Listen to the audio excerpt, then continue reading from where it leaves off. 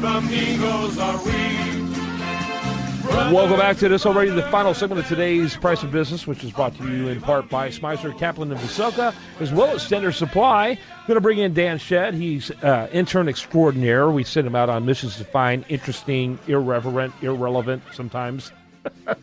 And they should always be sometimes humorous stories of that he captures out there. And, of course, it's also Sigmund Kramer and yours truly, Kevin Price. How you doing there, Dan?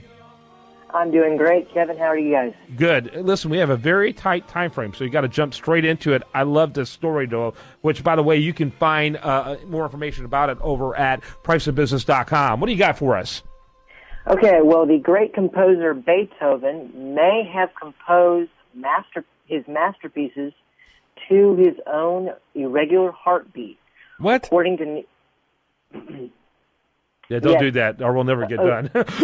According to research done by a musicologist, a cardiologist, and a medical historian, said that he may have suffered from cardiac arrhythmia, and that's why some of his pieces are slow in pace, or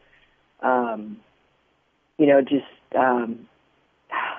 They do have kind of an interesting and very unique rhythm that you don't find in some other, particularly the classical era composers. And in fact, it's some of the things that distinguished him from others in that area. He was one of the first of his era of type of composer, and he probably dragged that along with his heartbeat.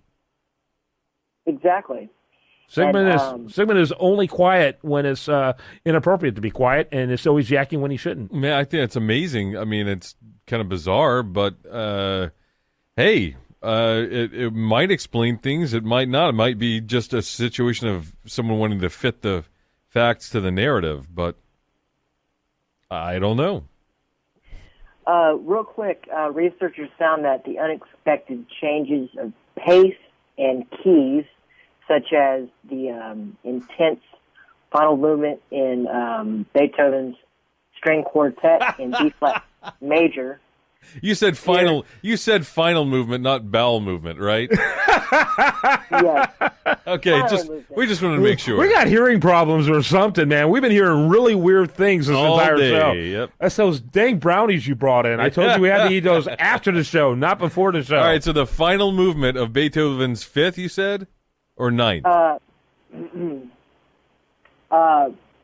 Yes, an actual question. That was a bad idea. In the final movement of his string quartet in B-flat major. Oh, okay. Yeah. But, by the way, he is considered the bridge between the classical era and the Romantic era. And part of the reason why was his unique form of using rhythm. And he may have just accidentally created the next stage just because of his physiological issues. Fascinating rhythm. Have we devolved? Yes. Well, I mean, think about it. Fascinating rhythm. I mean, he was actually the bridge to like syncopation. Scott Joplin. Okay, maybe not, but yeah. Gershwin. He was the bridge to Gershwin. Yeah. Irving Berlin. I don't know.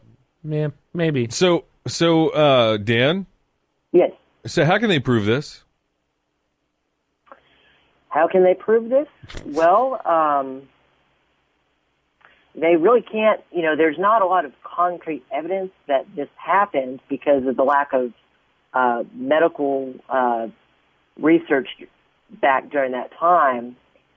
But they have just researched it, and they have found this. Yeah, they found this stuff to be. Yeah. I'm sorry. I would say that the word there is yeah. All right, Dan Shedd, thanks so much for this. I think it's an interesting topic. Make sure you check it out over at priceofbusiness.com. Sigmund Kramer, as always, bringing great whatever. And then there's myself, Kevin Price, just trying to survive one more segment on The Price of Business. By the way, best content here can be found over there at usdailyreview.com. While there, like it on Facebook, follow it on Twitter. See you tomorrow right here on this great station.